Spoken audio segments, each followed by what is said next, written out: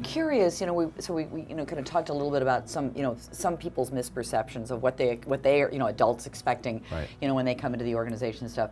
So, and with everything that's happened in the last few months, have you found any of your previous kind of perceptions of what you do changed or altered? Is there anything that you've kind of had a revelation about? Right. My team's going to laugh right now if they see this, that you're asking that question, because I've only been with Big Brothers Big Sisters for about 2.5 years.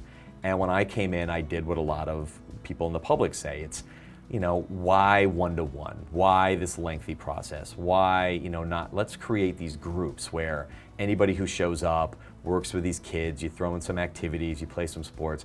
That would be great. Like, I could do that. This looks hard, which all of our bigs tell us, by the way, we were wrong. It's not hard. It's the easiest thing ever in the world. But I started thinking maybe we've got to mess with this. Funders say, be more innovative.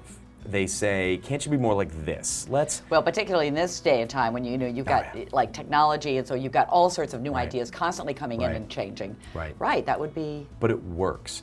We vastly underestimate that one major metric, which is we can measure the trusting relationship between a youth and an adult. And that every single study will show you out there around mentoring that that's the gold standard, is trust and bonding.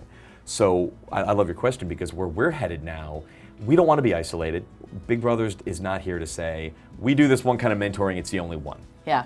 But what we do has the most impact that we think we can get from a mentoring relationship. So we've been working with the city, we've been working with corporate partners and foundations to get involved in things like workforce. Imagine if all of our workforce programs had a partnership where you could have a mentor in the community helping that child be successful as they're trying to get a job. Mm-hmm. Imagine if every first-generation college student had a mentor that had been through that. Who do they call when they think, this is too hard, I want to drop out of college? Right. So there isn't something like that in place? Other than there are a lot than bigs and littles that have already been, but they were paired when the child was younger? There's a lot of good mentoring programs out there, and a lot of them work in different separate niche areas. To take the way Big Brothers does it, that one-to-one supported community mentoring, and make it a tool in a bigger toolbox, so we can drive less young people dropping out of college. We've got a pilot now with Hopkins where children who are assault victims get matched to a big brother or sister by the emergency room folks.